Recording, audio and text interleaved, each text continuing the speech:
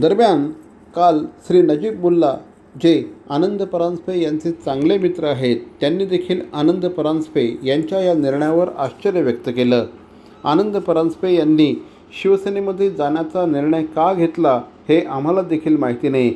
अगदी सकाळपर्यंत आम्ही आनंद परांजपे यांच्या संपर्कात होतो, मात्र अचानक त्यांनी अशा प्रकारचा निर्णय का घेतला हे आम्हाला देखील माहिती नाही, अशा शब्दात श्री नजीब मुल्ला यांनी आपल्या भावना व्यक्त केल्या.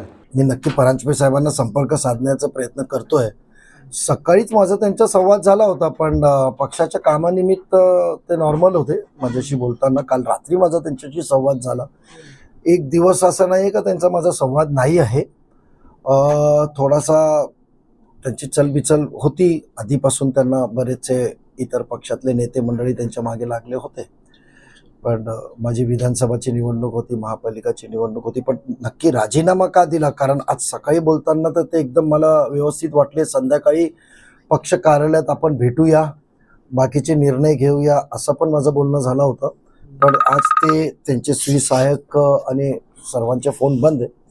मी पक्ष पातळीवर पण त्यांना कोणाला आयडिया नाही आहे, तर नक्की या बाबतीत त्यांच्याशी संवाद झाल्यावरच मी पूर्ण माझी प्रतिक्रिया देईल की नक्की काय घडलंय.